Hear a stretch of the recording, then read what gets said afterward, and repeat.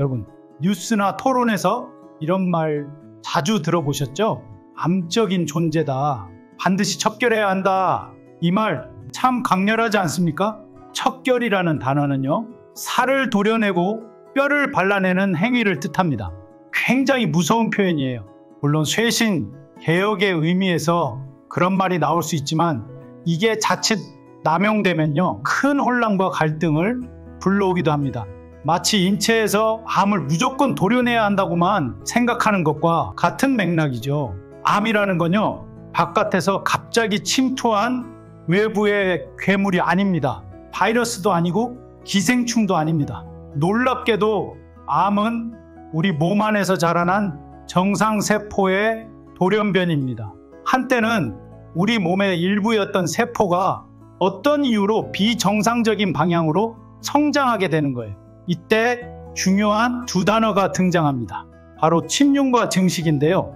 침륜이란 서서히 주변 조직을 파고들며 확산되는 것이며, 증식은 끊임없이 나누어져서 2배, 4배로 늘어나는 것을 뜻합니다. 이게 암의 행동 방식입니다. 아주 교묘하고 조용히 퍼지죠.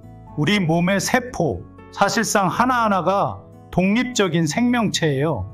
이 세포들은 태어나고 번식하고 죽습니다. 지극히 단순한 생식 방식을 따르죠. 그런데 문제가 생겨요.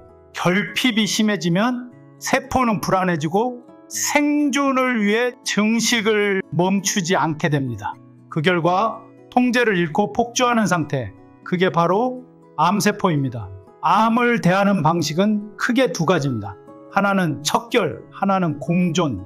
우리가 알고 있는 현대의학의 방식은 거의 대부분 척결입니다. 수술, 항암치료, 방사선요법, 이른바 암치료의 3대 무기죠.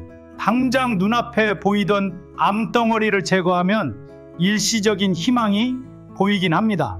하지만 문제는 정말 그것이 근본적인 해결인가? 라는 질문에선 답이 불분명하다는 겁니다. 왜냐하면 중증암의 생존율은 아직도 기대에 못 미치거든요. 암세포는 결핍의 산물입니다. 산소가 부족하고 포도당이 충분하지 않고 순환이 막히면 암세포가 자라기 좋은 환경이 됩니다. 이런 상황에서 암을 도려내는 데만 집중한다면 또 다른 곳에서 또 다른 암이 생겨날 수 있어요. 왜냐하면 근본적인 환경은 여전히 암세포가 좋아하는 상태로 남아 있으니까요. 시든 나무를 마주했을 때 우리는 어떻게 하죠? 그냥 뿌리째 뽑아버릴 수도 있지만 그 나무가 가치 있고 살릴 수 있다면 물을 주고 거름을 주고 햇볕을 줍니다. 암세포도 마찬가지입니다. 결핍의 상태를 해결하는 것이 중요합니다. 그렇지 않고 척결만 반복하면 결국 밭 전체가 황폐해질 수 있어요. 우리는 척결이 아니라 공존 속의 지혜를 배워야 합니다. 암은 현대에만 생긴 병이 아닙니다. 고대 동양의학 문헌에도 암과 비슷한 질환이 등장합니다. 딱딱하고 뭉치며 기능이 떨어진 상태로 기술되어 있죠. 최근에는 진단기술이 워낙 발달하다 보니 암 환자가 엄청나게 많아졌습니다. 새 집 건너 한 집꼴로 암 환자가 있다는 말도 생겼죠. 이제는 단순한 척결 중심의 시대는 지났습니다. 어떻게 공존할 것인지, 어떻게 근본 환경을 바꿀 것인지, 이런 고민이 필요한 시대입니다. 사회도 혼란한 건 마찬가지입니다. 문제를 해결할 때 극단만을 택하는 모습이 너무 흔합니다. 암 치료도 마찬가지죠. 하지만 인체가 가르쳐주는 건 이겁니다. 생명은 조화와 순환 속에서 살아간다는 거죠. 이제는 척결이 아니라 지혜로운 공존, 성찰과 회복의 방향을 고민할 때입니다. 감사합니다. 순환톡톡이었습니다.